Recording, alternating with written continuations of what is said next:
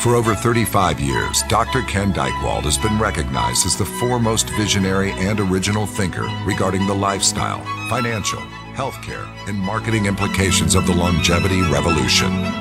He is a psychologist, gerontologist, documentary filmmaker, entrepreneur, and best-selling author.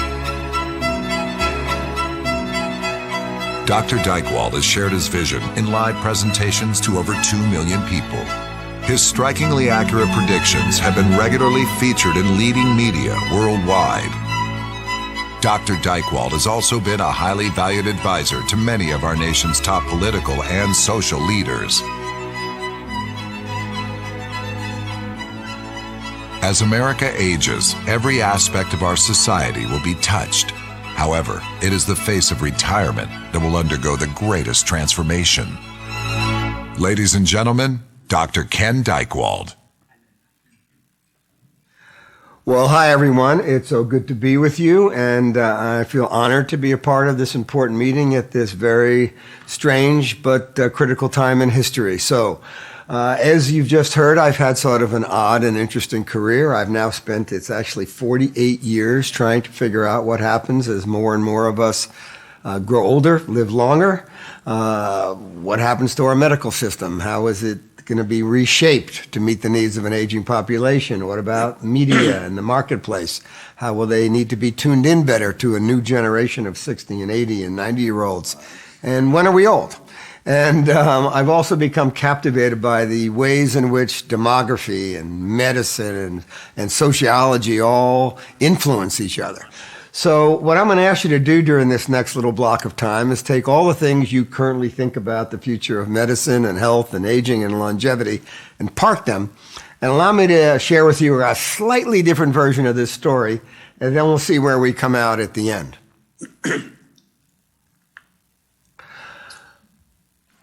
But first, we're going to have a little bit of a poll. Someone's going to explain to you, or has explained to you, how you work your own devices to be able to get your polling answers in.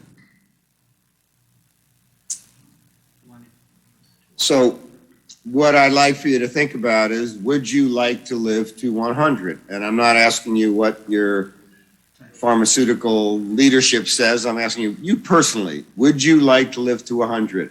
And I want you to respond either yes, no, or it depends. And then let's see what kind of responses we get.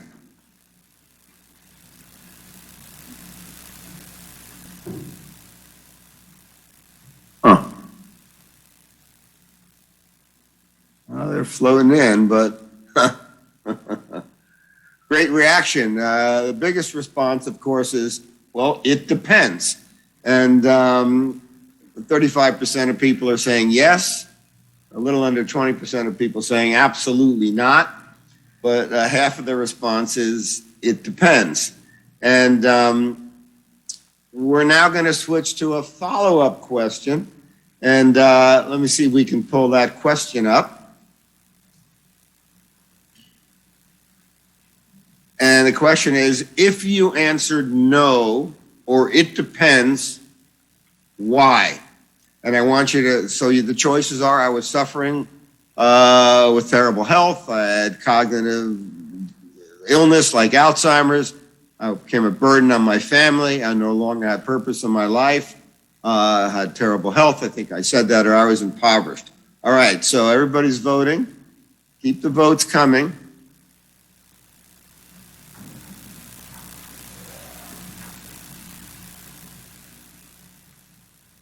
Look at this, look at this. So what you folks are, okay, we'll give it a few more moments.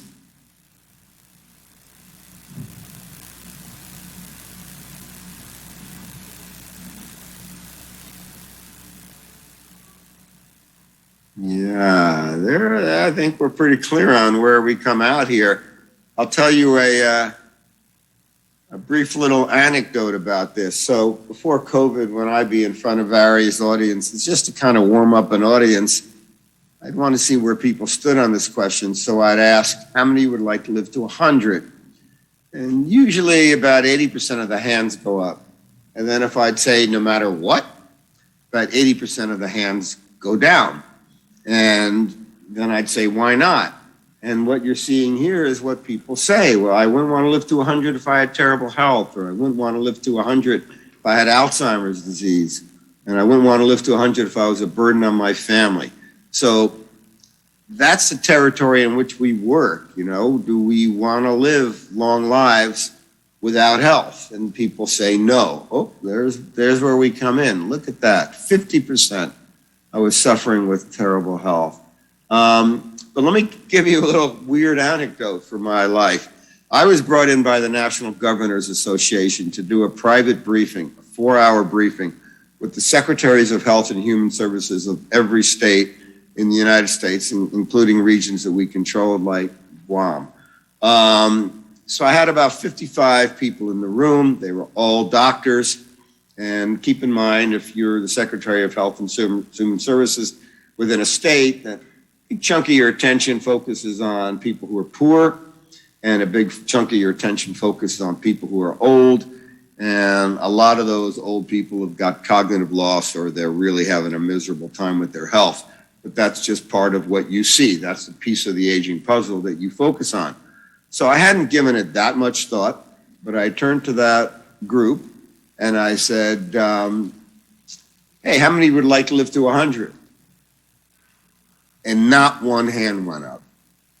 And I thought, oh my goodness, these are the people who are responsible for our health and human services in all the states of our country, and none of them wants to get old because they think old is pretty crummy. So keep that in mind, because now let's kind of return to the glide here, because I'm going to share with you some things that I've learned over the last few years and that I've been thinking about regarding the future of health and medicine and longevity. All right, let's dive into this. So this desire to live long and to live well, is this a new thing? Did this begin with the boomer generation? No, not at all. For a long time, we've been searching for this fountain of health. This is a picture from ancient Taoism of Li Tai Kwai, who supposedly had the pill of immortality, and the idea of studying and meditating and following certain regimes would allow you to live an eternal life. In the Western world, we had our alchemy, and the idea was not to turn straw into gold, but to find ways to rid the body of its impurities. The alchemy led to chemistry. The chemistry led to medicine. Medicine led to you being here in this meeting today. And of course, there was the world of geopolitics. I know you probably don't think about it this way, but a lot of the wealthy, powerful rulers of earlier times had heard somewhere that there were fountains of youth or magical sunlight or waters that could bestow upon them healthy bodies. And as they were growing older, they didn't like the idea of aging. So they sent their explorers out to find these fountains of youth. Turns out that none of these pursuits really led to very much at all. But it was the beginning of the 20th century around the world as we began to institute departments of public health. And all of a sudden, we began to clean filth from our streets, from doctors' offices, from surgical theaters. And people started avoiding some of the infections that would have otherwise taken them down. The 1920s and 30s, the extraordinary breakthroughs that led to penicillin, which had the power to wipe out many of the diseases that our grandparents would have been terrified of their whole lives. And all of a sudden, they were gone. Now, some of you may not realize what this is a picture of. You may think this is a video game arcade. It's not. These were iron lungs. And inside of them, there were people who were living their entire lives trapped in these iron lungs, which breathed for them and encountering the world through an inverted mirror over their faces. And there was the belief in the 1940s that poliomyelitis, which was then rampant, was going to need more iron lungs in the decades to come. Fortunately, in the early 1950s, Dr. Salk and Sabin took another point of view. They said we need to wipe these diseases out with a vaccine. And we had a vaccine. And now most of us live today, before we've been grappling with COVID, with the belief that contagion was not something we worried about on a daily basis, as people did through all of history. And I'm going to come back to that. Then, of course, in the late 20th century, with the idea of holistic health and self-care, people began to believe that how they cared for their bodies and what they ate and how they accessed the medical system could also impact their well-being. And I've heard anything from 55 to more recently, I heard 90% of whether you're healthy or not healthy when you age is influenced by your personal choices and healthy behaviors. And we had this extraordinary breakthrough where we started breaking the code of DNA, which in the years to come could lead to all sorts of new analytics and new algorithms and new therapeutics that people never could have imagined in earlier times. The vitality of our pharmacopoeic inventory and our pharmacopoeic research labs all around the world is burgeoning.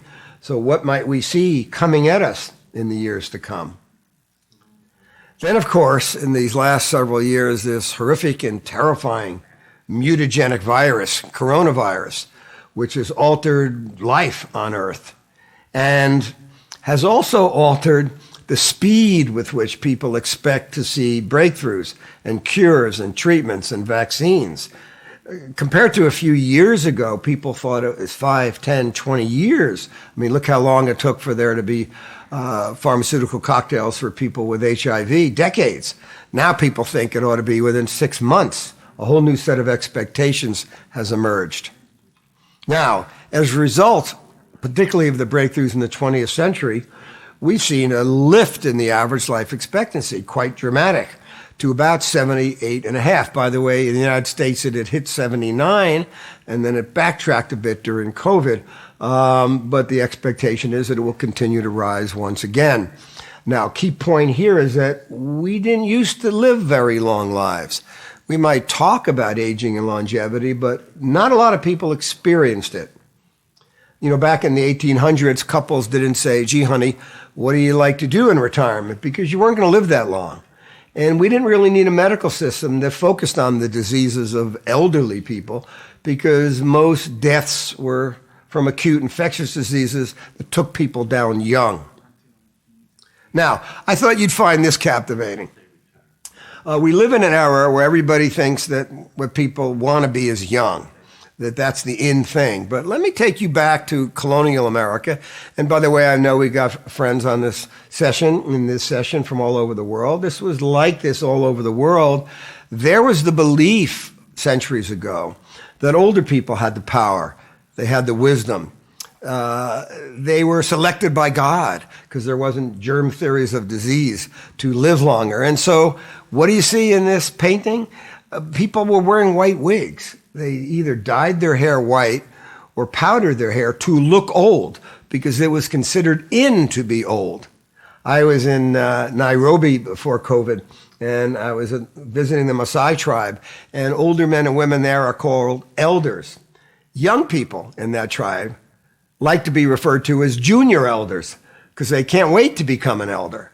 Now, makes us wonder, are we going to find a time in the years ahead where being 50 or 60 or 70 will be in once again? Keep that in mind.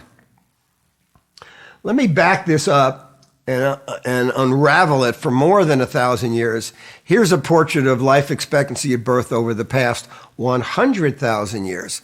And medical anthropologists now tell us that throughout 99% of human history, the average life expectancy worldwide was under 18. That's right. So there have always been some 40 or 60 or 80-year-olds, but not a lot, that we were a world of the young. What's happened in the last century or two is unprecedented. And so everything about this is new. Do we need new design to our homes? Should the traffic lights take longer to change in our public environments? Should doorknobs be replaced by door levers? What about the auditory range in our phones? Is it properly oriented towards a 60 or 80-year-old's ear? Our TV and media, is it too skewed towards youth as we're seeing more and more people growing older and living longer in different ways, as we're going to get to in just a moment? Let me set this into the world stage. Here's a map of the world from 2015. And those countries in the dark orange color, particularly parts of Europe, Eastern Europe, Italy as well, and Japan, already were aging nations because of a combination of lower fertility and elevated longevity. But get ready to see what's going to happen in the world by 2050. Right. This age wave is about to transform much of the planet. And so whether or not you've given a lot of thought to aging, longevity, maturity, and the new versions of it that are emerging or not, this will be a primary force reshaping our lives for the rest of our lives.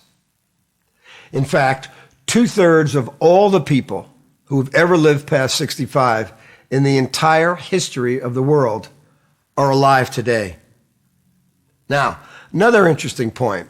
When are we old? Most of us have got the number 65 rolling around in our head somewhere. But is that the right number? Let's put that in perspective.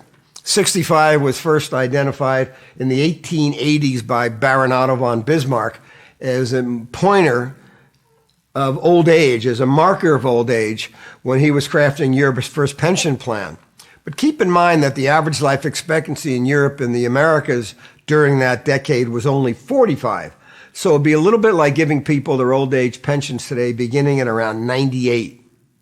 Bismarck was a very clever actuary, but we're still kind of stuck on this age of 65, but watch the changes coming in the years to come. Here's an example. When John Glenn made his announcement a few decades ago that he was going to go back up into space at 77, I was asked to do commentary on CNN about this extraordinary event. And I knew Glenn. I testified beside him in Washington. And he was a tough guy. So I watched the initial interviews. And it was quite fascinating, actually, because a lot of the young reporters were kind of poking at him, like, don't you think you're a little too old for this? And what if you have to go to the bathroom when you're up there in space? Why aren't you puttering around the house or playing golf? And Glenn turned to these young reporters and he said, hey, just because I'll be 77 doesn't mean I still don't have dreams. And that really got my attention because although we don't usually think about it, I think we think that our kids and grandkids have hopes and dreams, and we once did. And then you reach 60 or 70, and it's time to kind of either appreciate what you've achieved or, feel remorse for the fact you didn't make it, but then just go off the playing field and, fill your time before your batteries wear out. What Glenn was suggesting was that we might think of having new dreams at 60. Maybe you want to go back to school at 63. Maybe you're divorced or widowed and you fall in love again at 70. Maybe you learn how to play guitar at 80. Maybe you help build a church at 90. Maybe you find your best self at 100.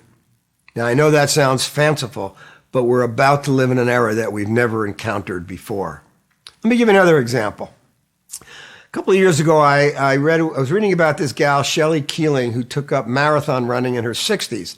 And here she is working out at 70. She's a lawyer and an extraordinarily powerful woman, but decided to get fit in her maturity.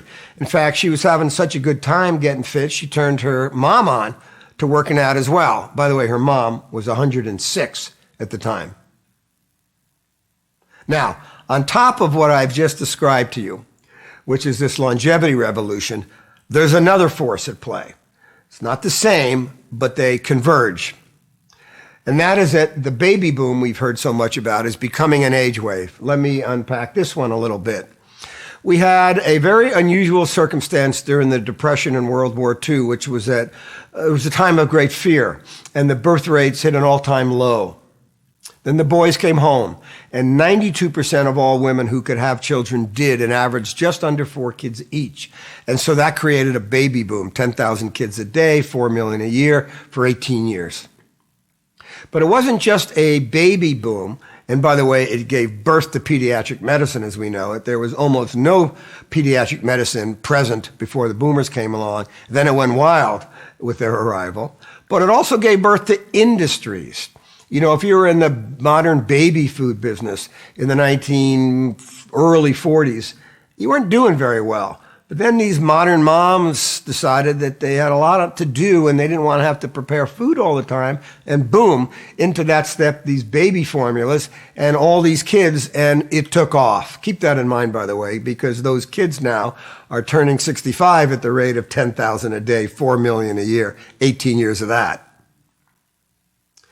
And then a company who used to have as its tagline, Johnson & Johnson, babies are our business, our only business. And there's probably a few of you who are old enough to remember that, decided that this was a generation that was not going to be stoic. And we didn't want them to feel any uncomfort. We didn't want them to have any soap in their eyes or have any tears. Now, I'm being a little bit facetious here, but we're a generation that's grown up with everybody trying to make us cozy and comfortable. We are not a stoic generation. And so how's that going to play out as we age? All right, so what else was going on? Middle classhood took off. And all of a sudden, you could create mass market products, technology, services, and put them in the home. Refrigerators, televisions, telephones, Barbie dolls, hula hoops.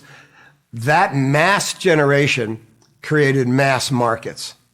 One other point I want to make. I was born in 1950, and I remember these air raid drills. And the brilliant idea was if there was a thermonuclear device that was going to go off in your building, if you put your head under your wood desk, you'd be fine. Now, of course, it seems ridiculous. But at the risk of being facetious, as having studied the boomers now for decades, we take a little bit of the same perspective when it comes to planning for our own futures. We don't really comply with our medications that well. We don't eat terribly healthy diets. 2/3 of us are overweight. We put our heads kind of under our desk and hope that everything works out okay. That's going to have to change.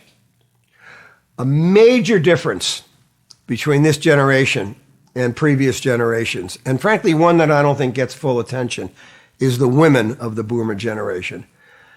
Boomer women turned out to have been and are the most highly educated, empowered cohort of women that planet Earth has ever seen.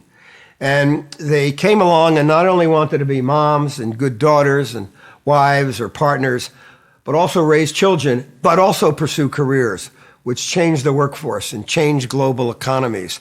And in the years to come, as these women outlive the men, because women have about a 5-year higher life expectancy, and right now in America and many modernized nations of the world, if a woman is partnered with a man, the average age spread is about 2.5 to 3 years, which means that women will be outliving their partners and then having another 5 to 10 years of life.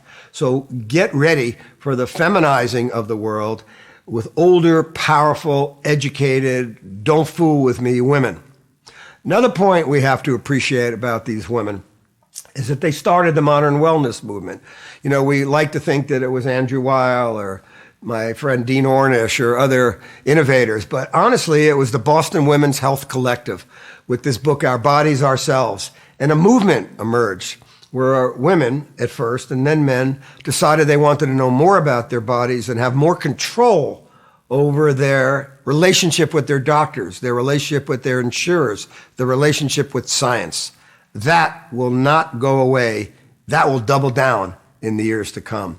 One more point to make about these women, while there still is a wage gap, which is sort of unconscionable in a lot of ways in this modern age, men's income growth has been relatively modest over the past half century.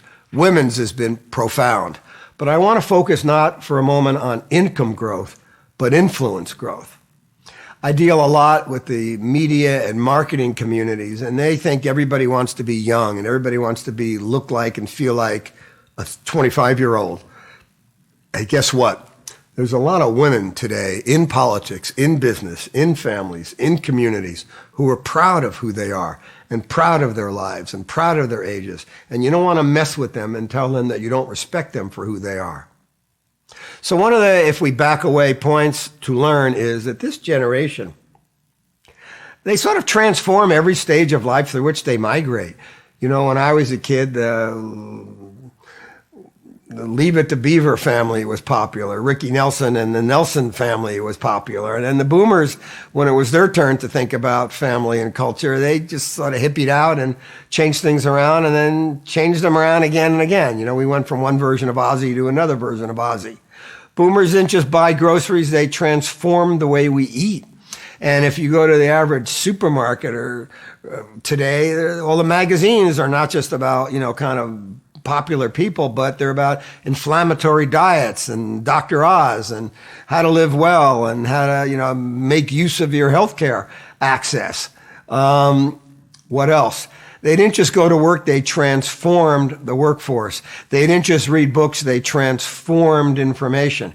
And what's next? They're on their way to being old. They don't want to be old. They want to be longevous. They want to be powerful. They want to be influential, but they're on their way to maturity. And don't think for a moment that they expect to become 60 and 70 and 80-year-olds like their grandparents. One of the ways they're going to age differently is that they're thinking about where they want to put their longevity bonus. Now, let me explain. Historically, particularly during the industrial era, we crafted a notion that life should be lived in a kind of a linear fashion. First you learn, and then you work and you raise your family, and then if you live long enough, which some people did, you have a little bit of leisure and retirement. And as the life expectancy has been elevating over this past 100 years, you take that longevity bonus, and I guess you just tag it on the end. And so you just get to be old longer. Okay, so I've been on this beat now for 48 years, and what I found is that people don't want to extend their old age. They want to take that longevity bonus and distribute it. And what people want is to be young longer. They want to be middlescent for decades. They want to be ageless. They want to be able to reinvent themselves again and again and again. And so there's a mistake in people's minds when they think, oh, let's just talk about 60 and 70-year-olds as old people. No. This cyclic life plan will become the new norm in an era that's more abundant with longevity. Now, for those of you that are captivated by demography and analytics, check out these next slides. What I became fascinated by, my first 15 years I was in the not-for-profit sector setting up wellness programs for older adults around the world. And then I started AgeWave 36, 37 years ago with my wife. And I became captivated in the world of business with growth. The not-for-profit sector doesn't focus much on growth. If you have a senior center and there's 1,000 people that utilized it last year, and then there's 1,000 people that are going to utilize it next year, well, that's fine. But if you're Pepsi-Cola and you had 1,000 consumers last year and then you'll have 1,000 next year, your market value is going to go down. So I thought, what if you took this lens of growth and looked at demography? So I went back to the 1950s and I broke out all the segments and I thought, okay, which ones are growing or shrinking in that decade relative to themselves? And it's like, wow, that would have been a great decade to be involved with baby foods, pediatric medicine, books for kids, school programs, life insurance. But then look at the 1960s, changed. Teenagehood took off. 1970s, workforce entry. 80s, 90s. And by the way, you see the trend forming here, which to me, when I first mapped this out, I thought, man, this looks sort of like an age wave. Look what happened between 2000 and 2010. Look at the 20-year period between 2000 and 2020. You can fool yourself into believing that there's growth in the young segments, but there's not. I mean, there's new people entering these segments, and they're terrific, many of them. My kids are 31 and 34, but there's massive growth in the number of people over 50. And I'm going to click the device that I've got in my hand and show you what's going to happen between 2010 and 2030, and get ready for this. Boom. This 65 and over population is about to go through extraordinary and unprecedented growth. Now, for some industries, oh my goodness, or for pension managers, yikes. But for the industry you're in, biopharmaceuticals, healthcare, health analytics, innovations in medicine, wow, is this what you've been waiting for? Let's dive into it a little bit. It's hard these days to look around when one is not being captivated by the terrors. And I've been terrified a lot these last few years, my family and myself, my wife, about COVID. But man, oh man, is there discussion about longevity that's emerging. Not aging, but longevity. I remember years ago, 40 years ago, I was a regular on a show called The Merv Griffin Show. I was just a kid. And Merv was sort of like the Ellen DeGeneres segment in the afternoon of that era. And they said to me, what do you want to talk about each time you're on? And I said, aging. And they said, no, that's a downer subject. I said, what about longevity? They said, great subject. And I said, well, it's kind of the same thing. They said, well, just frame it in terms of longevity. 40 years later, it's manifesting in our media, in the way people are dreaming and talking and discussing, and even the field itself of gerontology is swerving more and more towards the use of the word longevity. Now, this longevity revolution is just beginning. You saw the charts I showed you a little while ago, but let's look at some of the implications. Often when futurists speculate about the future, they're caught in kind of a Jetsons mindset, where everybody's young and they got cool tech. And then I saw this picture a few years ago, and I thought, what am I looking at here? Well, there's a little fellow in the picture. He's 3. His name is Bradley. And sitting across from him is his mom, Christina. She's 27. And up behind them is the grandmother, who's 49, Kathy. And next to the grandmother is Bob, the great-grandfather, who's 73. And across from him is his mom, Kitty, who's the great-great-grandmother at 95.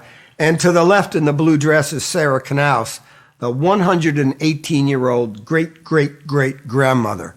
We are heading towards a 6th-generation society worldwide. There's another layer to this, which is who's got the dollars and how will the marketplace be transformed by this age wave? Well, get a load of this.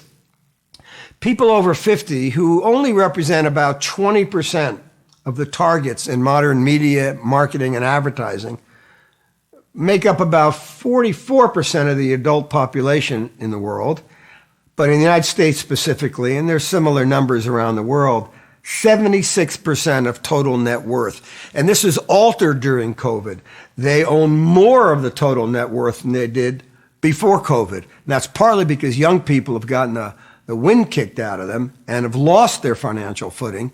And older people with more safety nets and more investments and with more kind of financial resilience and fortitude have gained in their financial power. So I always find it terrific that people want to focus on folks under 35, but hey, guess what? They're broke.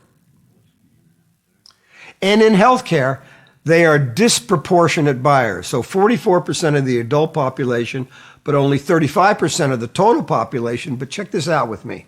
They represent 51% of the purchase of all food and groceries, 52% of all beauty and personal care products, 55% of physical therapy sessions, 57% of health club memberships, 63% of all lab tests, 68% of all OTC drugs, 74% of vitamins, and 77% of prescription drugs. And what's another thing we know about this population? They've got something that I've named time affluence. Now, that's separate from financial affluence or not. They've got more free time as a result of being empty nesters and then either full or partial retirees.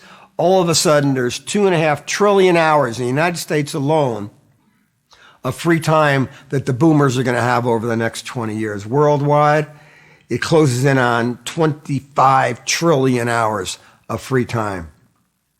We did a survey recently where we asked people, what do you want to do with all that free time? And number 1 at the list, getting healthier. So separate from the pharmaceutical industry, the medical field, you got a huge number, 1 billion people now in the world over the age of 60 who are scratching their head and saying, what am I going to do with the rest of my life? Well, I might want to volunteer. I might want to enjoy my family. Maybe one day I'll travel again. But top of the list, what do I do to get healthier? Now, fasten your seatbelts for this. We've just conducted a massive survey in partnership with the Edward Jones Company, where we interviewed and surveyed 9,000 people from 5 generations. And we asked people over the age of 50 and then retirees, looking forward, this was right in the depths of COVID, what are your greatest financial worries? Number 1, healthcare costs, including long-term care. And so the financial industry has largely been about stocks and bonds and crypto and other sorts of products.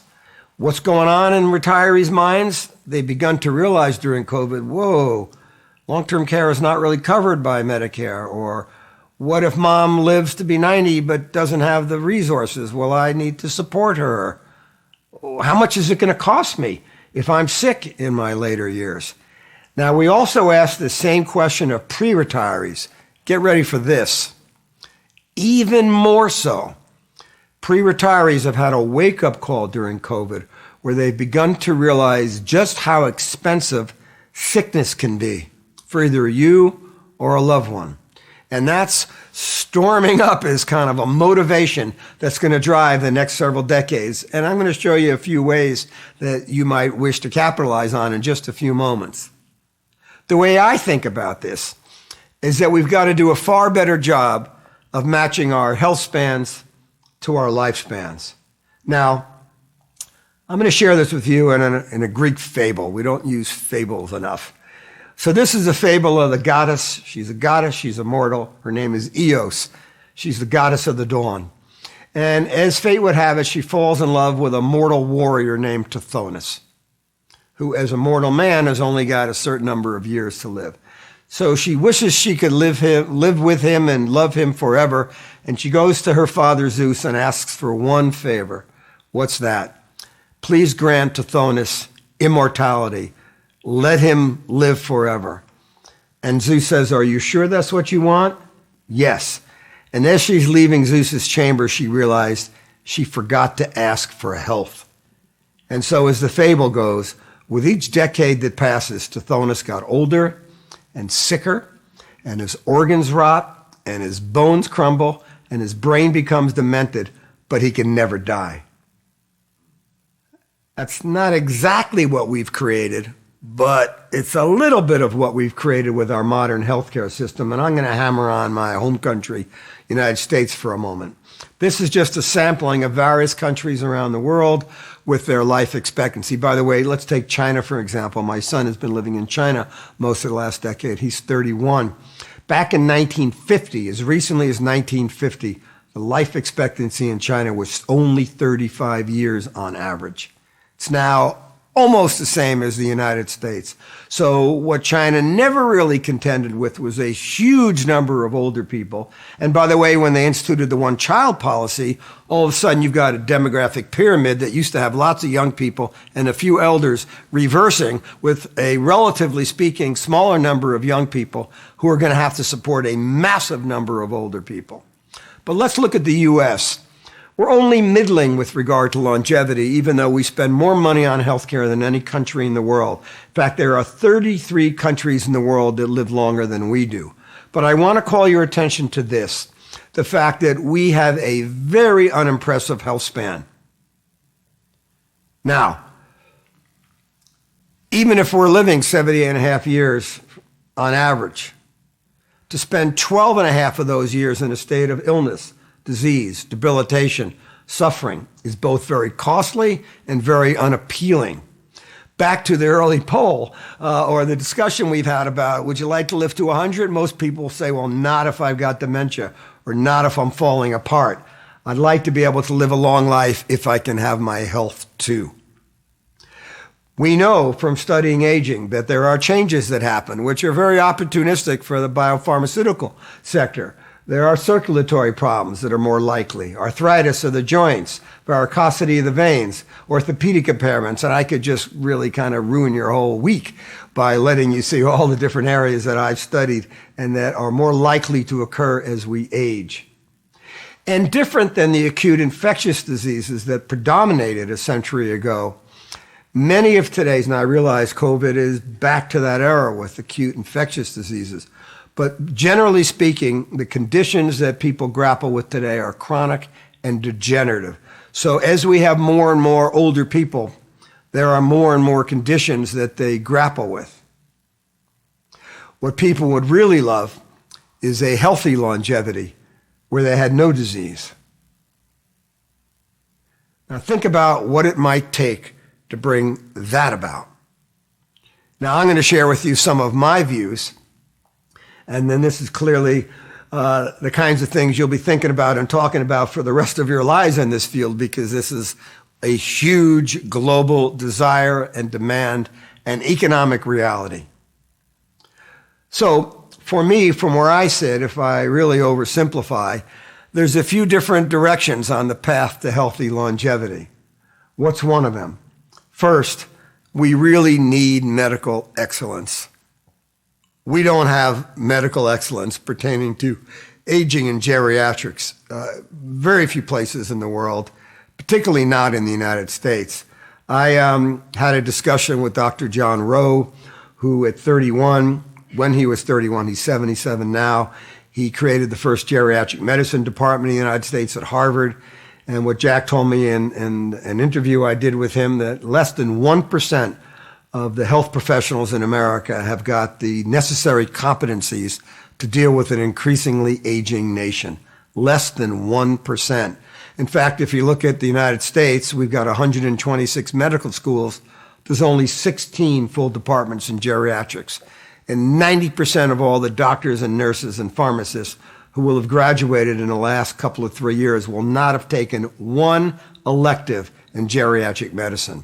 So whether you believe we need 50,000 geriatricians to match the number of pediatricians we've got, or just that the average oncologist or cardiologist or diabetologist needs to take some additional training to be able to deal better with the complications of an older patient, or with polypharmacy, or with the family demands of an elder who has a health problem, we are way behind in being ready. For example, before the boomers came along, there were 3,000 pediatricians in the country, and then that field exploded. There's now over 55,000. There's less than 5,000 geriatricians in the United States. And one of the more disconcerting things has to do with the reward. Look at this slide. Who gets paid the most? If you're a doc and you do plastic surgery, you're going to get paid a lot more than if you're a geriatrician. So we don't have young people pursuing that field. We don't mandate it. I'm convinced that things like Medicare ought to make it mandate certain levels of competency for those reimbursements to be available, because we have a lot of well-intentioned, let's say, doctors and nurses who mean well, but they're not properly skilled to deal with the needs of an aging population. That's one of the things that some of your companies can do, which is to help upgrade the level of knowledge and skills and insights among the medical community so that they can do a better job of keeping people healthy longer and, wherever possible, preventing disease in the first place. There's another thing that's worth noting. In the United States, we have Medicare.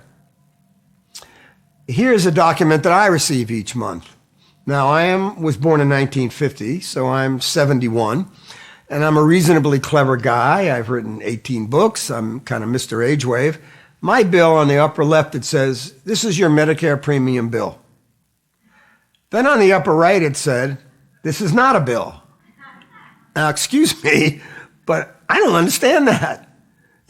And if you were to give me $1 million in cash today, I could not explain to you Part A and Part B and donut holes and traditional Medicare and SUP, and it's utterly confusing. How can we have a medical system with an aging population where people don't quite understand how it works? Now, let me unpack this a little bit more. With an aging population, with chronic degenerative diseases, there is a need for caregivers, both paid and unpaid. So we had 4 million births in the United States last year. It was fabulous. New parents. But there were 20 million people became elder caregivers last year. And we often don't give them the respect and the love and, frankly, the financial wherewithal to keep their lives afloat while they're also caring for a loved one. I saw this ad and I thought, wow, this is sort of a respectful look at caregivers. Let me share it with you. Good morning, sir. Ready to get up? Let me get your feet up. How you doing today? Okay. Good morning. I remember always looking at my dad's arms like when I was like 8, 9, 10 years old. He had arms like Popeye. He was a tugboat captain, and I so admired his physique. And now it's a different story, And that's just the way it is.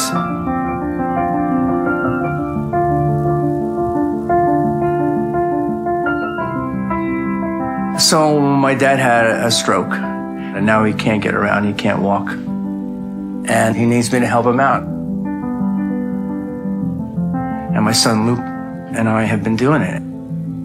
And I'd do anything for him.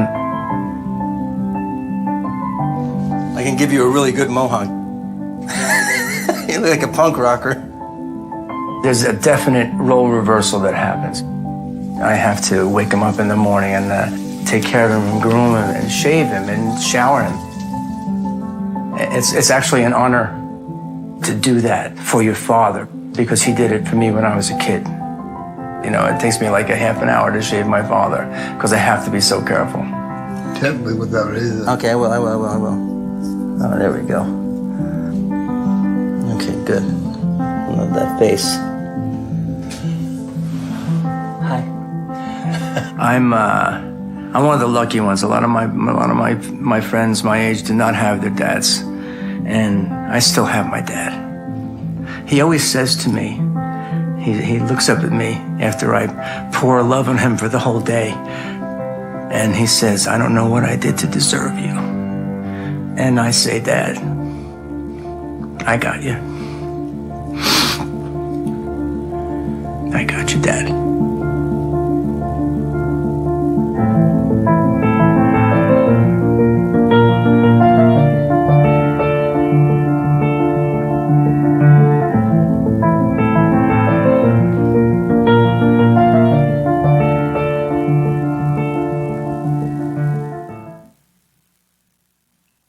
Yeah, when I first saw that ad, I thought, that's kind of a beautiful thing, that respect, a tender kind of respect for people who are caregiving their loved ones. We could probably see more of that in the years to come.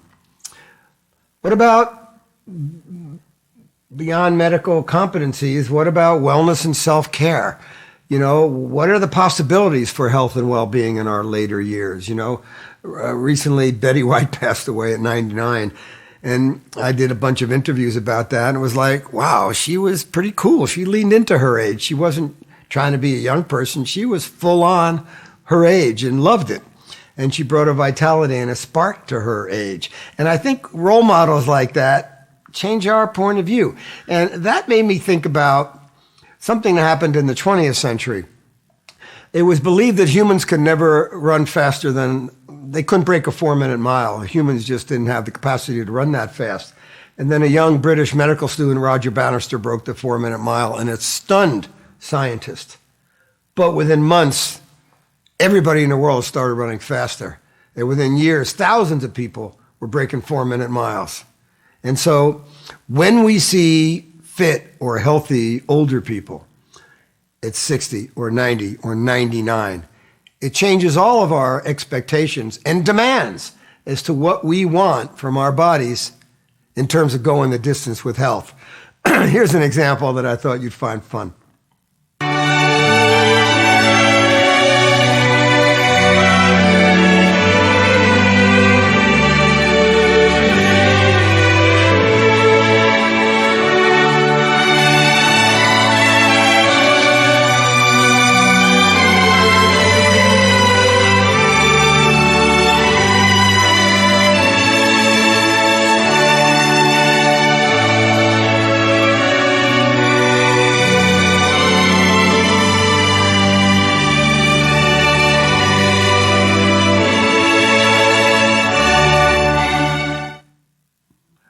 What's another thing we need to consider is back to that Boston Women's Health Collective. How are we different today's 60-year-old or 70-year-old from our parents? So we did a survey about that, and boomers say that they are far more likely to be proactive about their health.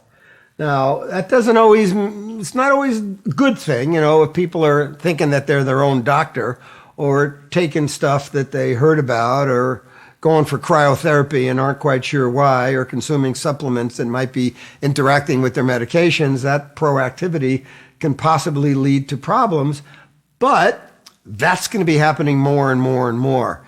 And as this sort of marketplace to be forever young multiplies, can we even imagine what this boomer generation may contemplate consuming or trying? I saw this clip on Silicon Valley a few years ago, and I thought, okay. So, Gavin, the price is... Very discreet. Keep going. This is great. Is Bryce your assistant? No, of course not. He's my transfusion associate. Which is? Are you really not familiar with parabiosis? Can't say that I am. Well, the science is actually pretty fascinating. Regular transfusions of the blood of a younger, physically fit donor can significantly retard the aging process.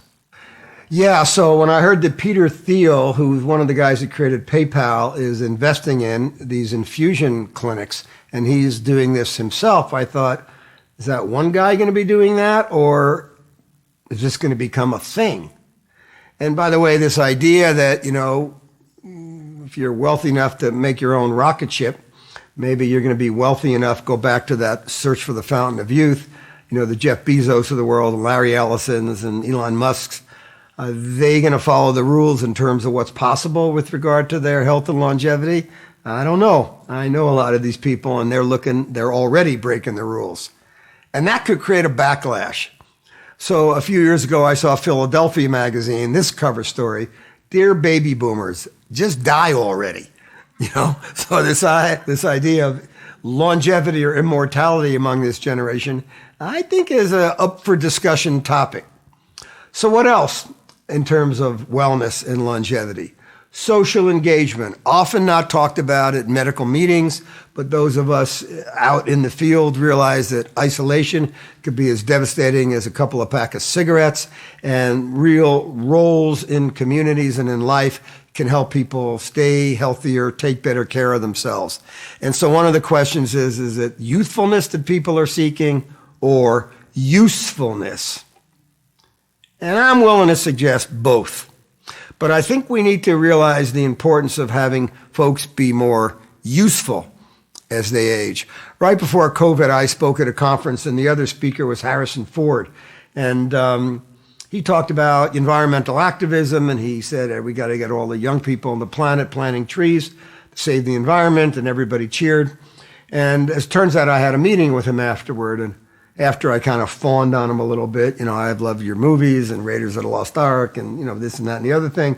I said to him, there's a billion people in the world over the age of 60 and nobody's tasked them with anything.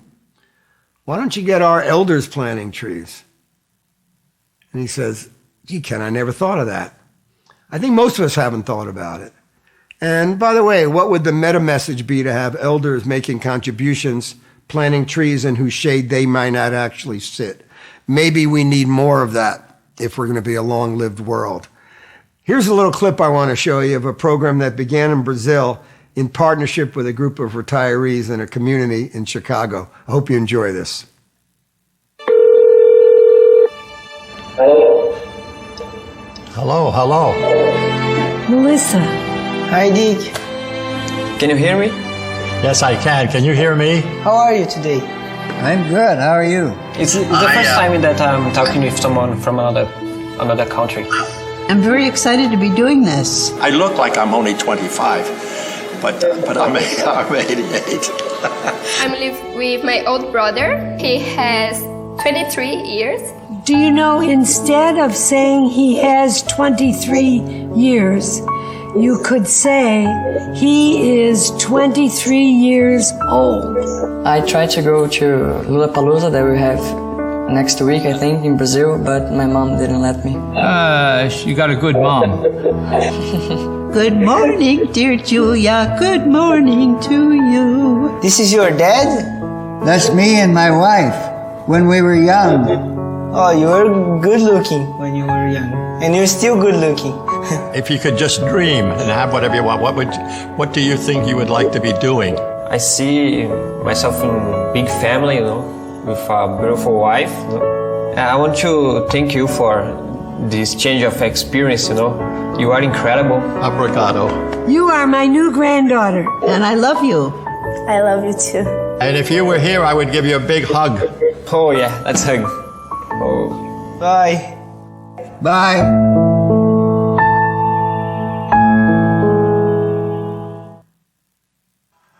One of the sociologic downsides of modern life is that we've organized people by their age. So young people hang out with young people, and middle-aged people have friendships with other middle-aged people, and retirees hang out with retirees. And there are many of us who are believing that these kind of generational isolationists programs may be a mistake, that we'd all be a little better being more intergenerationally interdependent.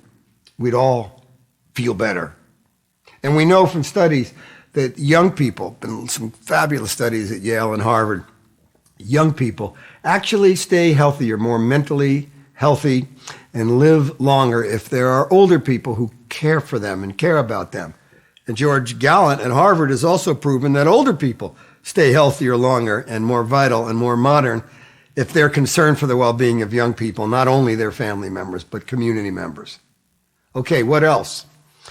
A lot of talk about precision medicine, and it's kind of convergent medicine. It's not just a pharmaceutical or a cosmeceutical or a nutraceutical or exercise or magnetic energy or all kinds of crazy things that I hear people talking about.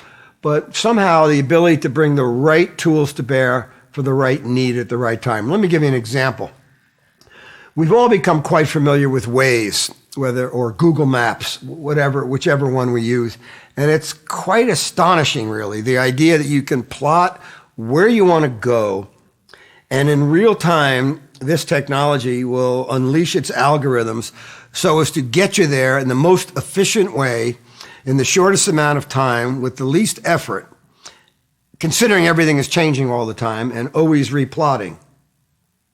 Okay, so we've got that for transportation. As I mentioned to you, my son has been largely living in China, and he tells me the story about how much more advanced technology is in China, that even the beggars, and this is a beggar outside the subway near where he lived in Suzhou, who used QR codes. So if you wanted to give him a donation, you just swipe your device, and his QR code would register it, and he actually, this beggar, made more money that way because people were giving more money than they would have when it was spare change. Well, what if we had a health Waze? What if we could program in for me, Ken Dychtwald, the healthiest 110-year-old version of me possible? And what my biometrics might be.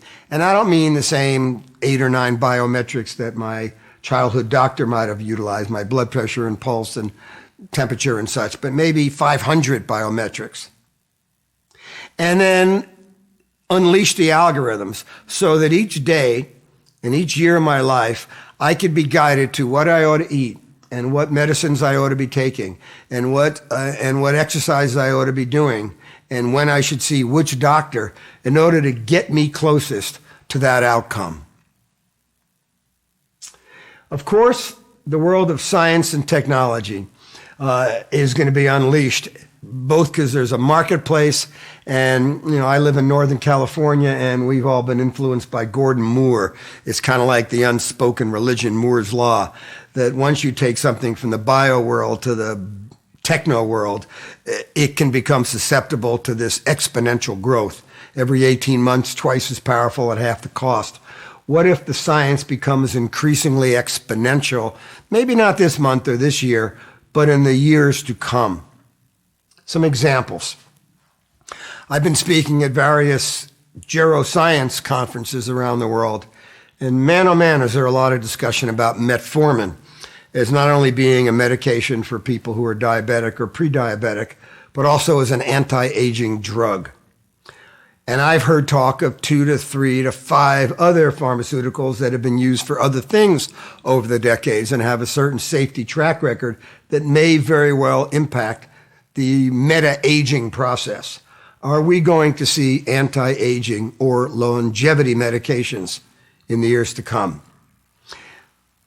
What about CRISPR?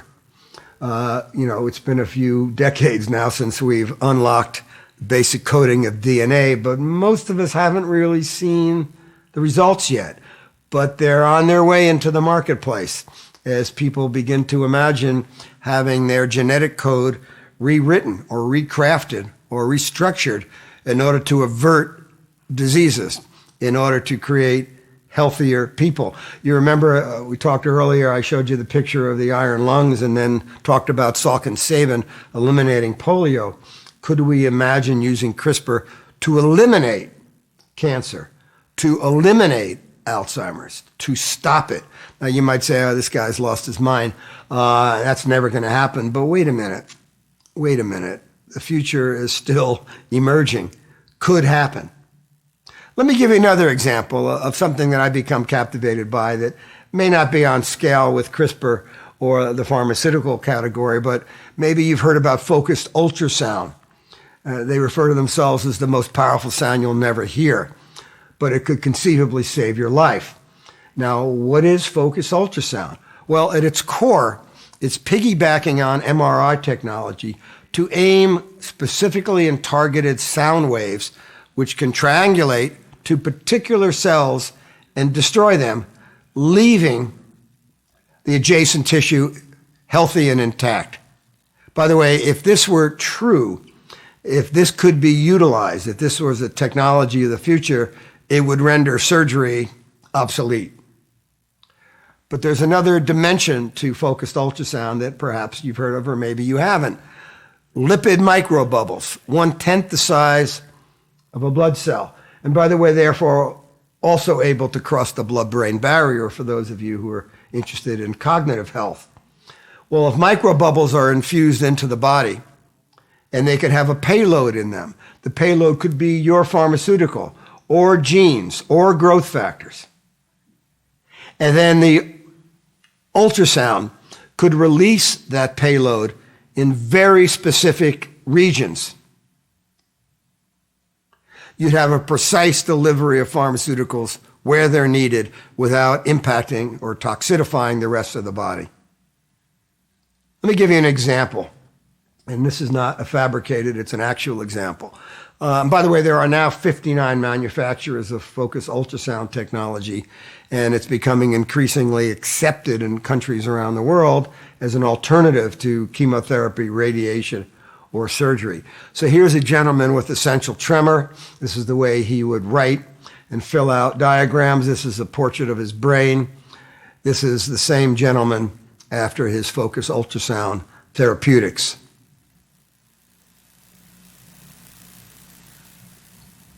I don't know.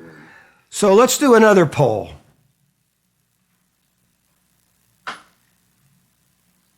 So here's what I'd like for you to be thinking about. Thinking about your just your own worries. What later life disabling condition scares you the most? Alzheimer's, cancer, heart disease, stroke, COVID, or diabetes? And let's all watch as we've got all kinds of hundreds of people taking the poll right now. Whoa, right now, so far, Alzheimer's is just way ahead. By the way, nobody has put COVID. Let's keep filling them in. Keep filling them in. Look at this. So far, 60% is Alzheimer's. And cancer is next, and stroke is next. Heart disease, which counts for more death than all other causes combined, is only at 4%. Diabetes, barely anything. COVID, 0. When, all we hear is that everybody's most frightened about COVID. So, all right, here we go.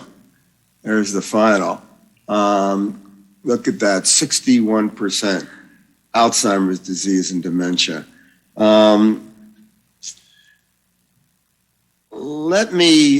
Let's return to the flow of what I've been covering and see if we can make sense of what's coming with all of this. We did a survey in the depths of COVID where we asked the population over 50, so I realize not all of you are over 50. We asked them, what is the scariest disabling condition in later life? Now, again, we were right in the middle of COVID, so 9,000 people, we thought, well, they're going to say COVID. No. Alzheimer's and related dementias, the scariest condition, by far.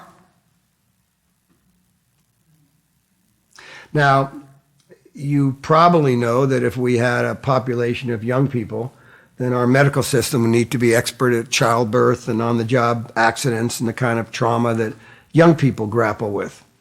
But if we increasingly have generations of older people, and not just 65-year-olds, but 85-year-olds and older, what are the conditions that prey on the older mind and body?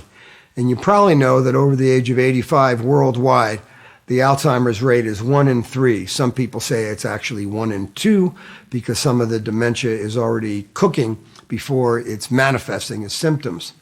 So imagine even at the more modest 1 in 3, that's about 6 million Americans right now, about 50 million people around the world, but about to multiply unless we stop it. And you might say, well, I don't have to worry about Alzheimer's because I'm rich, or I have a good doctor, or I'm powerful. So there was a documentary that came out last year about Bill Gates' brain, and there was this one little sliver in it that I thought you'd find interesting. Bill Gates, what's your favorite animal? Dog. What's your favorite food? Hamburger. What do you eat for breakfast? Nothing. What is your worst fear? I don't want my brain to stop working. Yeah, can we imagine an entire boomer generation worldwide? And by the way, if you think the boomers are just U.S., I'll go back to China as an example, but I could talk about every country in the world.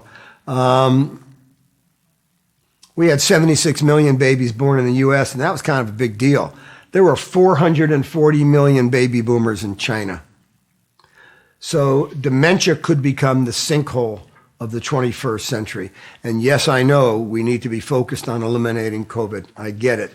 But I can also see that lurking behind it is a pandemic of dementia.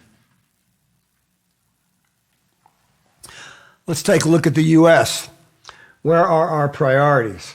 Well, if you look at the average spending per day, per person, on defense and Medicare, sizable. On science, medical research, minimal. People say, oh, you got to solve for Alzheimer's by doing crossword puzzles and eating an anti-inflammatory diet. Well, you can do that, and that might help. I'm very aware of the lifestyle and nutritional elements with dementia. My wife's mom had Alzheimer's. My mom had Alzheimer's. When I got involved in the aging field and became a spokesperson to end Alzheimer's, my mom was perfectly healthy, so that wasn't my initial motivation. But I'll tell you what, when you have a lot of powerful and influential people, Trump's father died with Alzheimer's. Reagan had Alzheimer's. I met Reagan when he had Alzheimer's. You could be Margaret Thatcher, Alzheimer's. You can have a lot of power and influence, but you can't buy your way around this disease.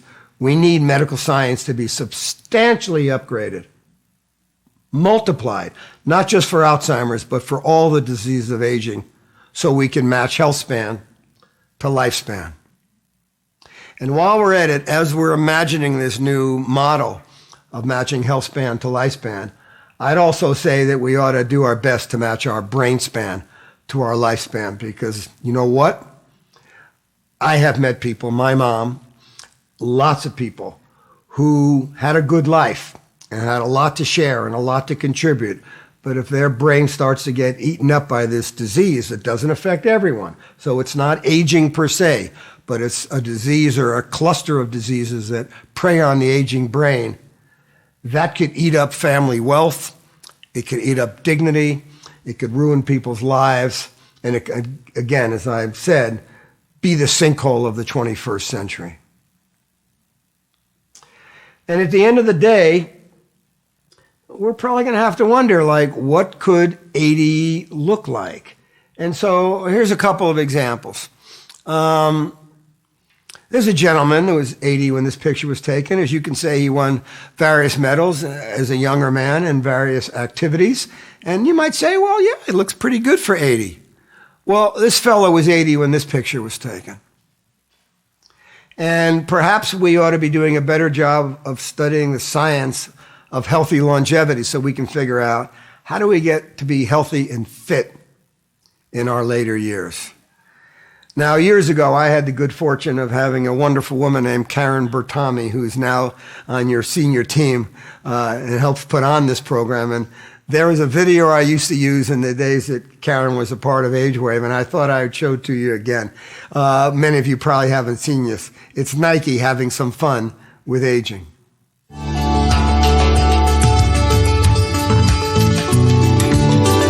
I run 17 miles every morning.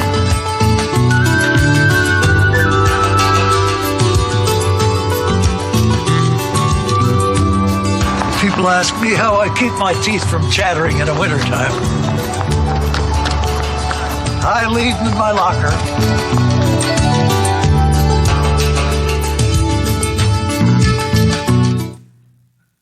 All right, so we'll do our last poll. As you've digested what I've covered over the last hour, and you've contemplated these trends and forces, increasing longevity, demographic tipping towards maturity because of these baby boomers and declining fertility, desire to live a more cyclic life, the kind of health challenges that are taking over the world in addition to COVID, so that our health spans are a long way from matching our lifespans. We're going to do what they call a word cloud.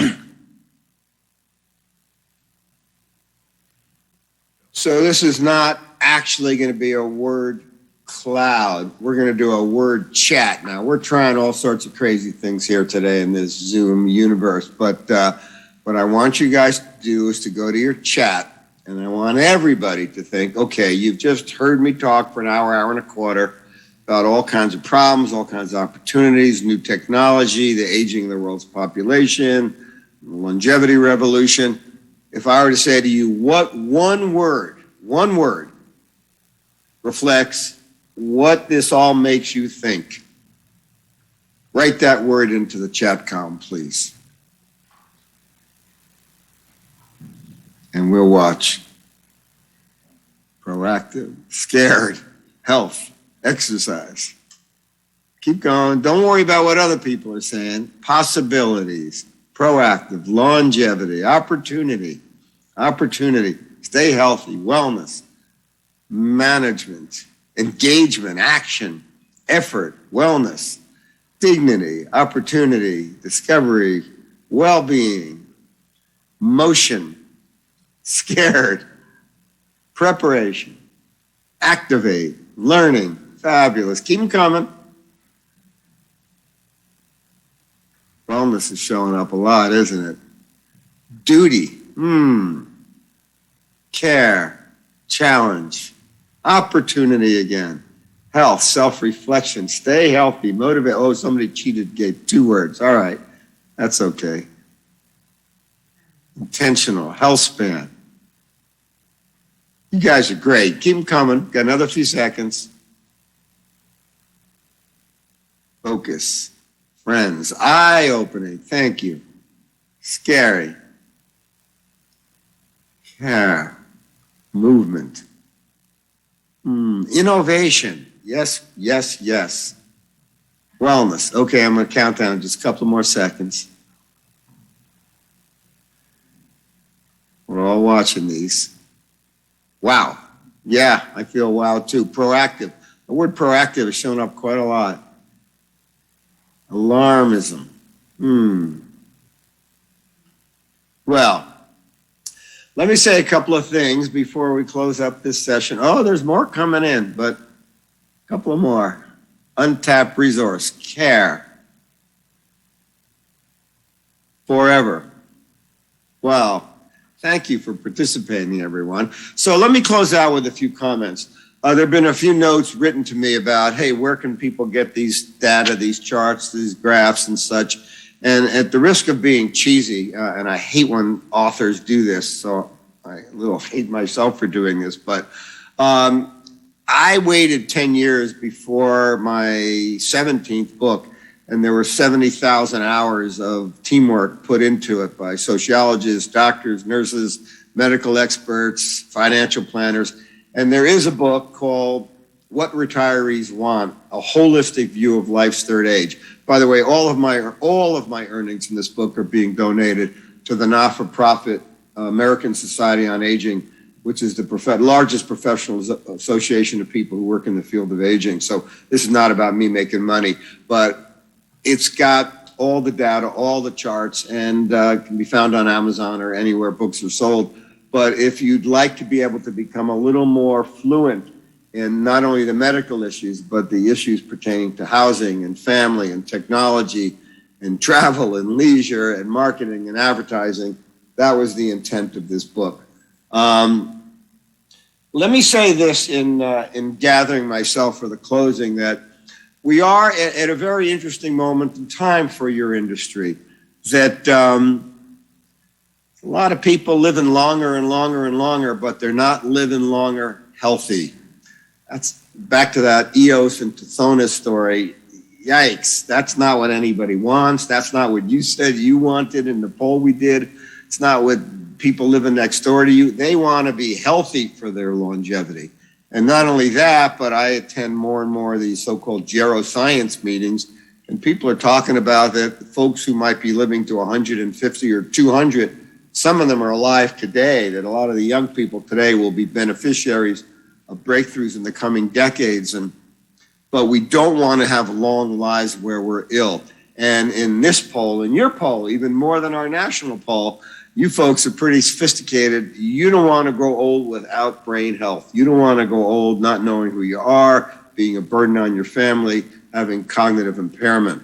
And so the challenge is quite profound, which is this is not about just how do we increase shareholder value or how do I get a grant for my new novel research study. All of that is deeply important.